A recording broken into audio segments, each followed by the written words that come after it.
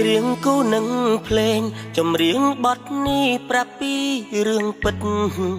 ការតស៊ូក្នុងឆាំងជីវិតផ្ញើជូនប្រិយមិត្តស្ដាប់ក្នុងពេលនឹង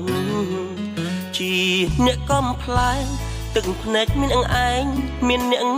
ណាដឹងរឿងក្រៅឆាំងលំបាំងខំប្រឹងមុនមានថ្ងៃនឹងជីវិតយ៉ាងណា